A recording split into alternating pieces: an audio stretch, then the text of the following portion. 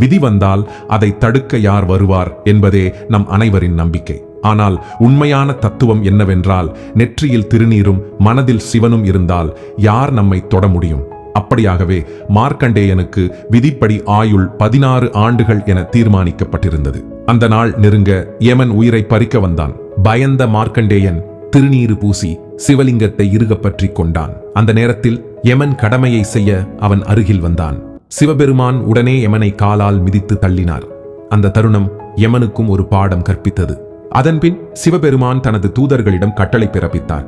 நெற்றியில் திருநீறு பூசியவர்களும் சிவநாமம் சொல்லிக் கொண்டிருப்பவர்களும் இருந்தால் அவர்களை விலகி செல்லுங்கள். அதனால்தான் திருநீருக்கு காப்பு, ரட்சை என்ற புனிதமான பெயர்கள் உண்டு. நாம் எப்போதும் திருநீறு பூசும் போது சிவாய நம என்று உணர்வுடன் சொல்லிக்கொண்டு பூசிக்கொள்ள வேண்டும். இதனால் நம் மனமும் தூய்மையடையும். தீய சக்திகள் நம்மை அணுக முடியாமல் சிவபெருமான் காத்தருள்வார்.